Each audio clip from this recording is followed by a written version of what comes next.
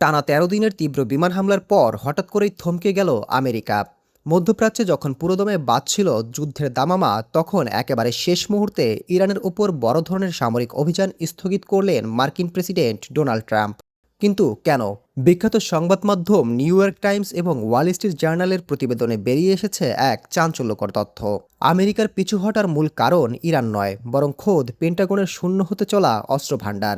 মার্কিন joint chief of স্টাফের chairman general Dan Caine White হাউসকে সতর্ক করে জানিয়েছেন, প্যাট্রিয়ট এবং থার্ড অ্যান্টি মিসাইল সিস্টেমের মজুত এখন বিপজ্জনকভাবে কমে গেছে।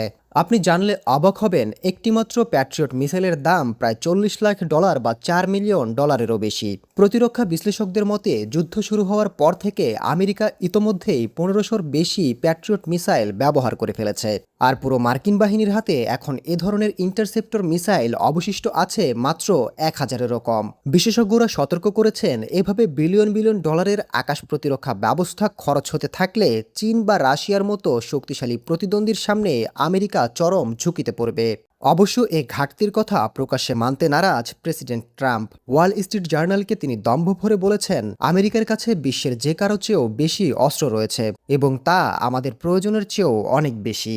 কিন্তু বাস্তবে সুর পাল্টে তিনি এও জানিয়েছেন যে যুদ্ধের চেয়ে আপাতত কূটনীতির মাধ্যমে চুক্তি করাই বেশি বুদ্ধিমানের কাজ।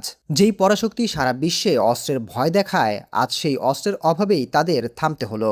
বিশ্ব রাজনীতির এই নতুন সমীকরণ আজ প্রমাণ করছে, আধুনিক যুদ্ধে শুধু সামরিক শক্তিই শেষ কথা নয়, বরং অস্ত্রের মজুদ ফুরিয়ে আসাও যে কোনো পরাশক্তিকে বাধ্য করতে পারে কৌশল বদলাতে।